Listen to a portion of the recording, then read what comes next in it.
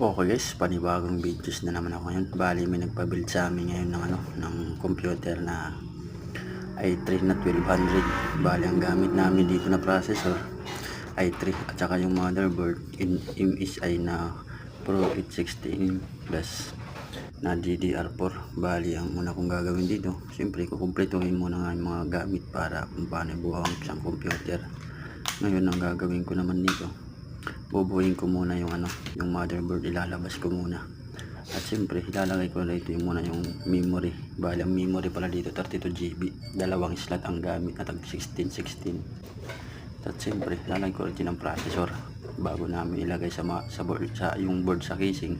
Bubuhayin muna namin sa labas para makita na nagwo-working yung yung CPU, yung computer. Bali ngayon gagawin ko naman, buo na kasi yung motherboard at saka yung processor at saka yung storage na 512 na SSD.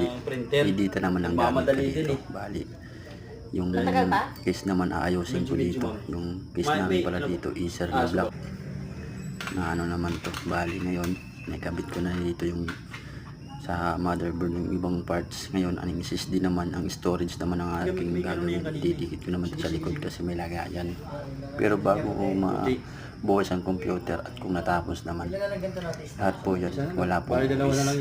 Kahit basta mga bagong build, wala po yan OS. Kaya ang gagawin ko naman dito kasi nabuo ko na lahat, i-installan ko naman to ng OS at i-reprogram at i-activate ang mga office nito para paggamit na lang po ng may-ari. Saka namin ibibigay na okay na po ang kanyang computer. Pero una sa lahat, huwag mong kalimutan i-like ang aking page Mr. Pangs TV para updated ka sa aking mga video. Set up pala to na pwede pang gaming kasi nagpaka RGB pan yung panligo at saka yung set up niya mataas.